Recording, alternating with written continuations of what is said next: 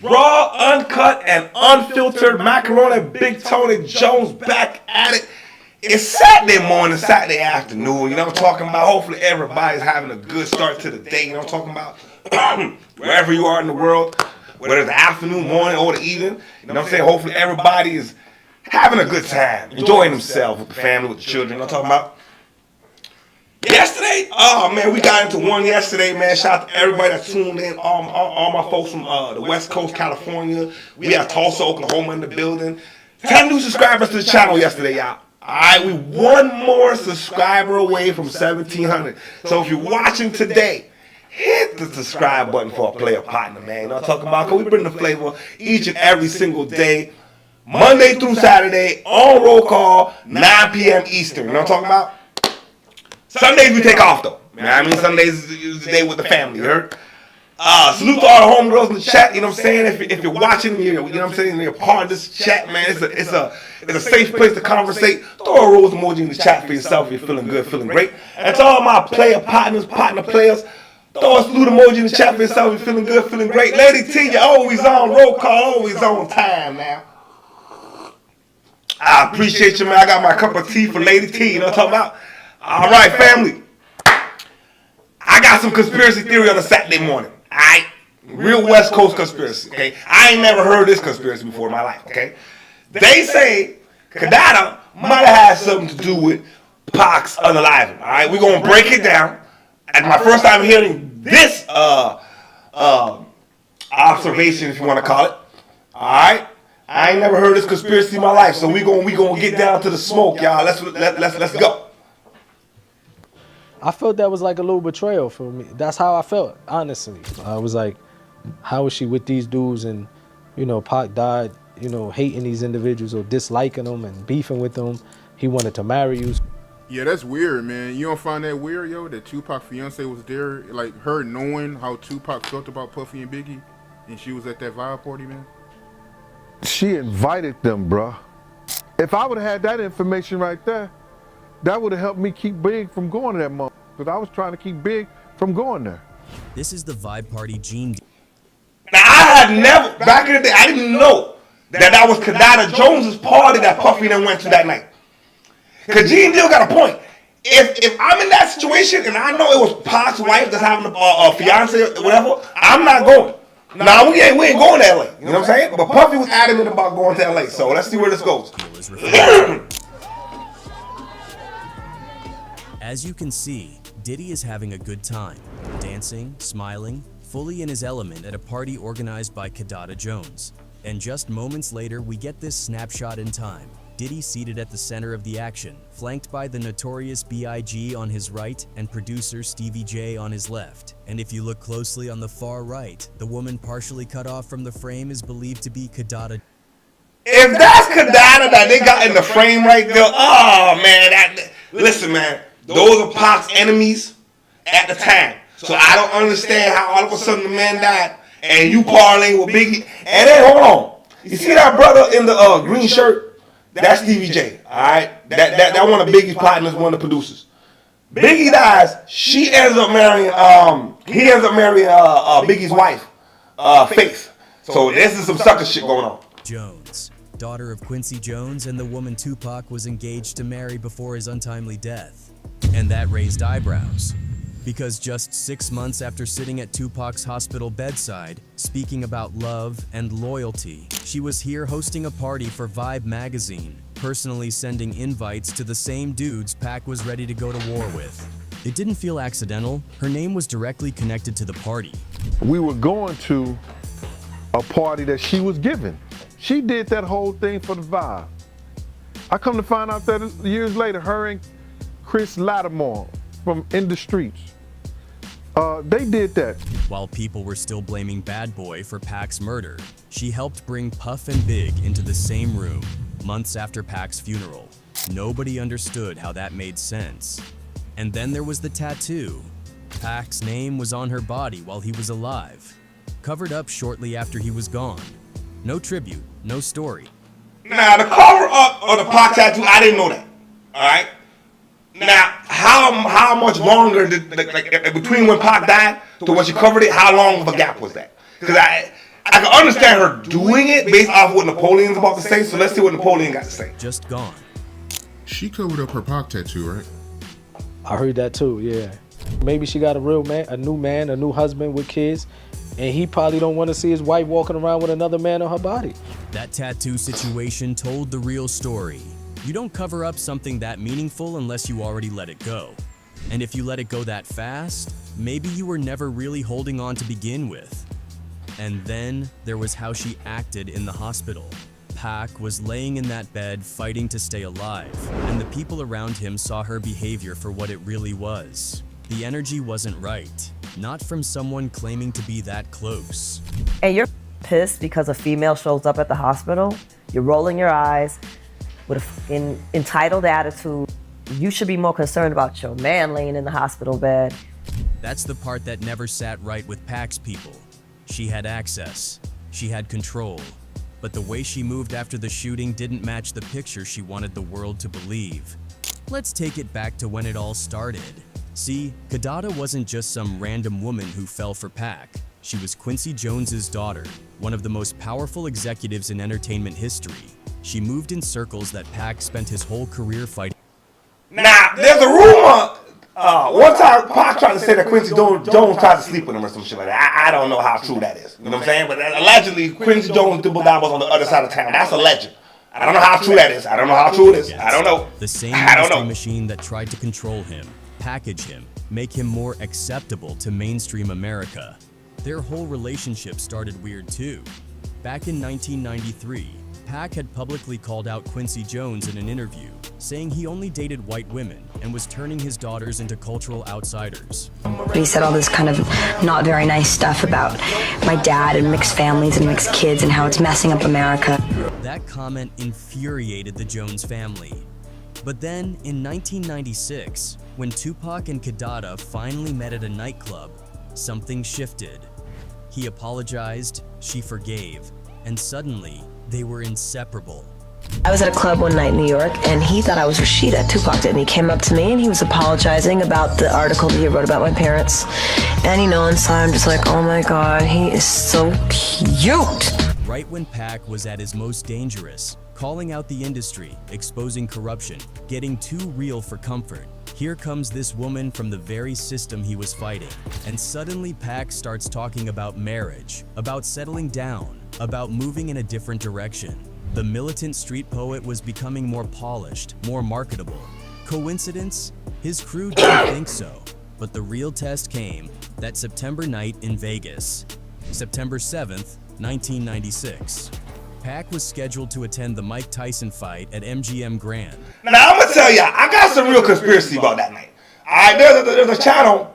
All right, it's a conspiracy channel. All right, alleges that that whole night was a fucking charade. You know what I'm saying? Like it was put on stage. That's the word. It was stage. There's a last picture. Hold on, we got comment in the comment section. The whole industry is filled with people on the DL. Oh my God, the industry is full of a lot of people on the down low. You know what I'm saying? Diddy taught us that shit. You know what I'm saying? Diddy taught us that shit. But that night, the last picture. If y'all ever go back and look for the last picture of Pac and Suge, and they're allegedly at the traffic light. All right, they parked with traffic lights, the red light. There's no key in the car. We ain't never had no keyless ignition them times where you push the button. There was no key in the car. Where's the car going? I don't know. It seemed like a lot of setup, a lot of stage shit going on with that situation. And Kidada was with him. According to her own words later, she had a horrible feeling about the trip. She told her father, "We shouldn't have gone to Vegas. I had a horrible feeling about it." She knew something was off. She felt the danger brewing. But here's what doesn't make sense. If you really love somebody, if you genuinely feel something's wrong, you don't just go along for the ride. You speak up. You pull them back. You make noise. You fight for them. But she didn't do any of that. Instead, she watched the whole thing. Now, in her defense, though, you think you're gonna tell Pac what to do? Like, you just imagine at that time, at that stage in the man's career, big time Tyson fight. Even if you felt the weight, even if she addressed it, I don't think Pac would have took heed to that. But then, I mean, allegedly Pac didn't want to go to Vegas either. So I don't know, man. What we're trying to see here is does this conspiracy have any merit? Does it make any sense? All right. She was there when Pac and his crew got into it with Orlando Anderson in the MGM lobby after the fight. She saw the tension escalate. She felt the energy shift from celebration to something darker.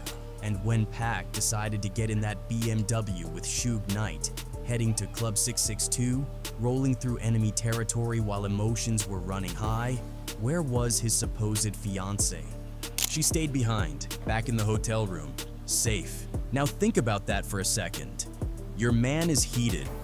Now, she was back in the hotel room safe. How I got the story was Pac sent her and the sister back to the hotel room because I guess he knew some action was going to happen that night. You know what I'm saying? The action was going to go down.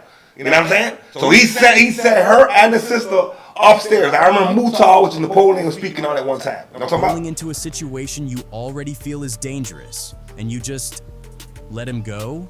You don't insist on coming with him? You don't try to talk him down? You just watch him walk into what you think might be a trap? That BMW pulled up to a red light. Yo, that's the picture. Hold on. That was the picture, man, but they didn't show the whole frame. In that picture, there's no driver's seat in the car. There's no keys in the car. There's no keys. So where was they going? Nah, it seemed like it was staged to me, bro. Where was they going? You know what I'm talking about? 15 p.m. A white Cadillac rolled up alongside them, and someone inside opened fire. Multiple shots rang out. Pac took 4 bullets, 2 in the chest, 1 in the arm, 1 in the thigh. Suge got grazed in the head but kept driving, blood streaming down his face, rushing to get help. They ended up at University Medical Center, and that's when Kidada reappeared. She wasn't in the car when the shots were fired, but she was suddenly front and center when the cameras started rolling. For 6 days, Pac fought for his life in that hospital. And for 6 days, Kidada was right there, but not how you'd expect someone truly in love to be. Multiple people who visited described her behavior as cold, controlling, almost territorial. She wasn't the broken fiancée you'd imagine. She was managing the situation.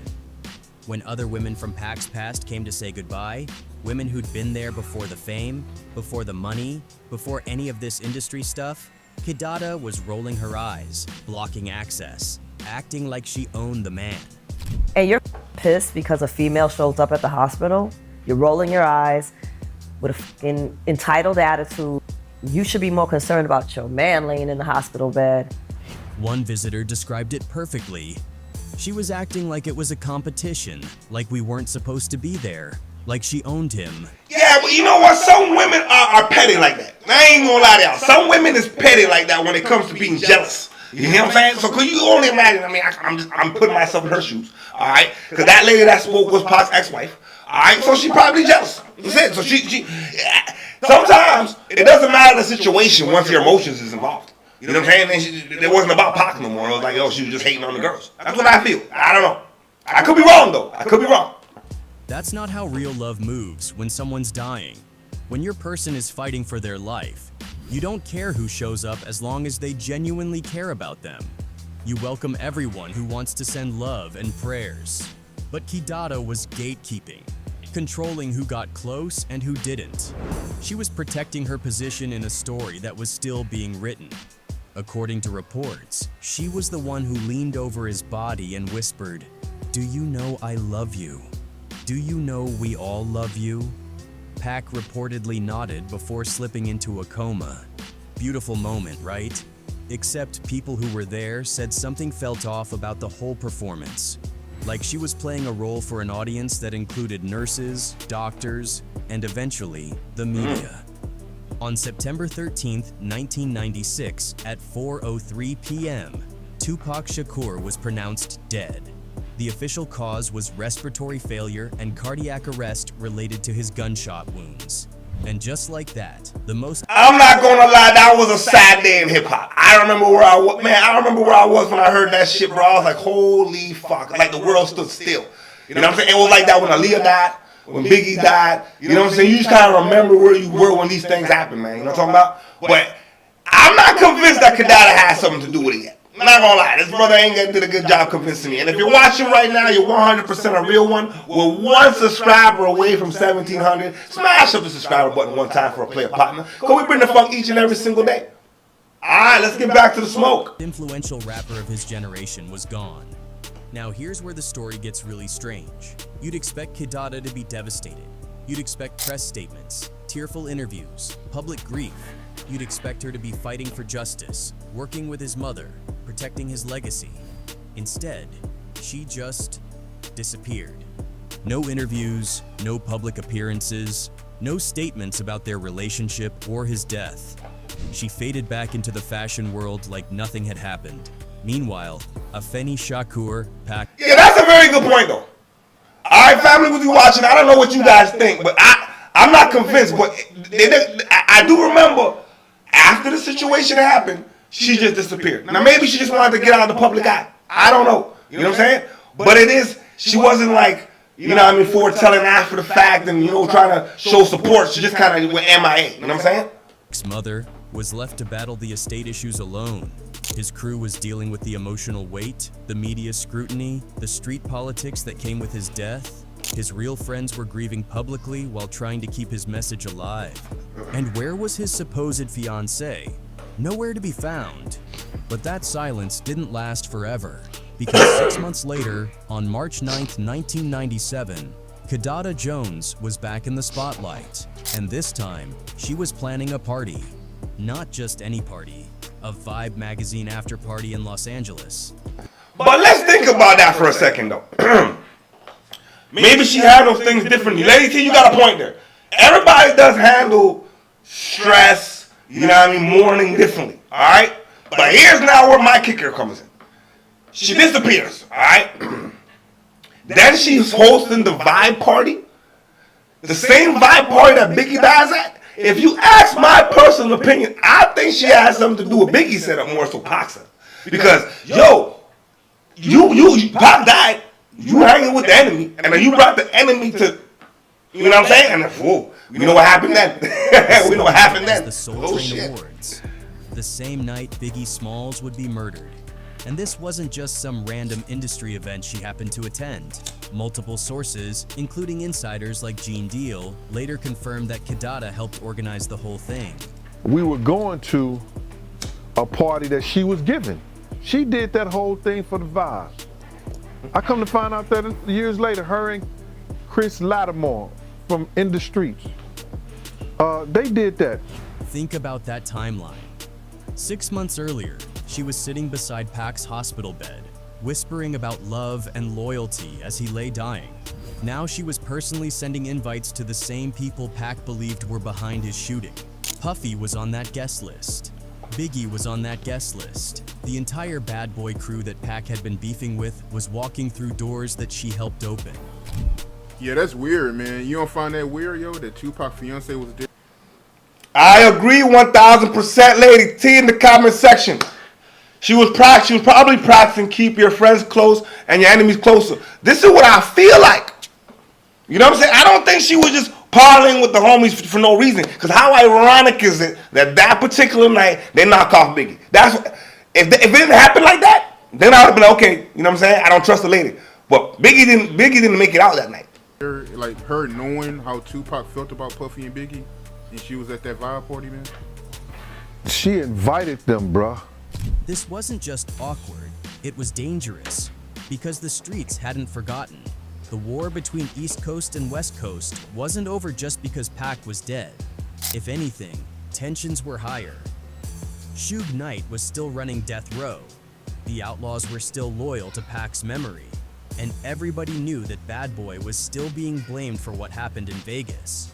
So when word got out that Kidada Jones, 2Pac's supposed fiancée, was hosting an event with Puffy and Biggie, people started asking questions. I was like, how is she with these dudes? And, you know, Pac died, you know, hating these individuals or disliking them and beefing with them. He wanted to marry you. What message was that sending? Whose side was she really on? Biggie himself. Yeah, it's not sending a good message, but I feel like it's a setup. You know what I'm saying? I could be wrong. If it's not a setup, then this lady's a dangerous individual. You know what I'm saying?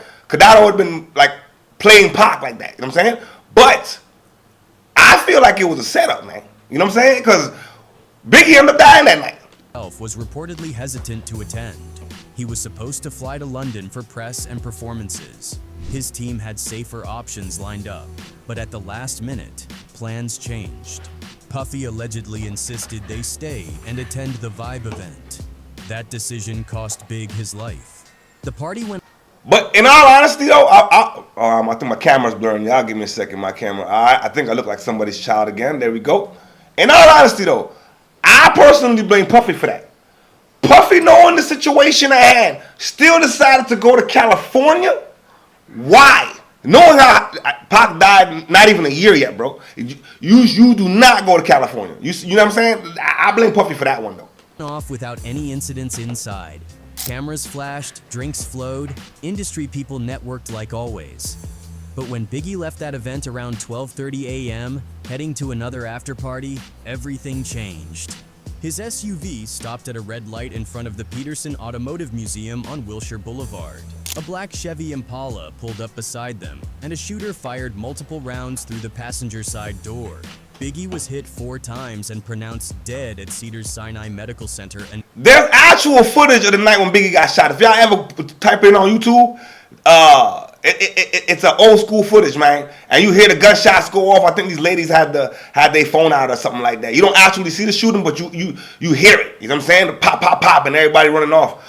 Crazy night though, man. Crazy night. I don't know what the Bad Boy crew was thinking. An hour later, in the chaos that followed, conspiracy theories exploded. Was it retaliation for Pac? Was it a coordinated hit? Was someone inside the party tipped off about Biggie's route? And when people started looking at the guest list, at the organizers, at who knew what when, one name kept coming up. Kidada Jones. The same woman connected to Tupac's final days was now tied to Biggie's last night. Gene Deal later said that if he'd known about Kidada's involvement in planning that party, he never would have let Big attend, because to him, that connection changed everything. It wasn't coincidence anymore. It was a pattern. If I would have had that information right there, that would have helped me keep Big from going to that month, because I was trying to keep Big from going there. And through all of this, through the questions, the theories, the investigation, I'm telling you, Gene is on one. If I'm in that situation and I found out that it was Pac's fiance holding the party, we're not going, and it's on the West Coast, we're going to London. That's what I would have did. I would have sent Biggie to London. You know what I'm saying? I honestly think it was some kind of setup, man. 100%. 100%. Kidada said nothing. No explanation for why she was working with Bad Boy 6 months after Pac's death. Hold on, we got a comment in the comment section. I've been learning something about rap beefs. Don't mess with Cali people. They are not the ones to play with. You want to fuck around with one from Cali means you fucked with everyone from Cali. And that's facts, man. Them folks ride together, you know what I'm saying? You fucking with one, you fuck with everybody, you know what I'm saying? We learned that shit from Kendrick, you know what I'm talking about? And if you didn't get a chance, check out yesterday's live, man. It was on and popping. We was talking about the Kendrick shit, man. Kendrick's in Toronto right now. All right, back to the story, man. Look to his fans, his family, his crew. No recognition that she just hosted Pac's enemies on the same night another rapper got murdered. She just faded back into her comfortable world like none of it ever happened. But people noticed. Pac's former crew started speaking up in interviews, calling her behavior suspicious. They pointed out that she'd entered his life right when he was becoming too dangerous for the industry to control, that her presence coincided with his softening toward the same system he'd spent years fighting, that she'd slipped out just as quickly as she'd arrived, leaving everyone else to deal with the aftermath. The final blow came when people noticed what happened to that tattoo. Kidada had gotten Pac's name inked on her body, supposedly a permanent tribute to permanent love. Fans saw it as proof that their connection was real, that even in death, she'd carry a part of him forever. But not long after the cameras disappeared and the public attention moved on, so did the ink. Without warning, without explanation, without a single word to the millions of people who had believed in their story, she covered it up. Not for a movie role, not for any public reason anyone could identify. She just quietly erased him from her skin like he never existed. All right, hold on. She covers the tattoo. That's the knockoff. All right. I don't think personally Kidada has something to do with Pac setup. I more so think she has something to do with Big setup. But it is ironic though. She was around for both of them. I am gonna say that. It's ironic she was around for both of them and then disappeared after both things happened. All right.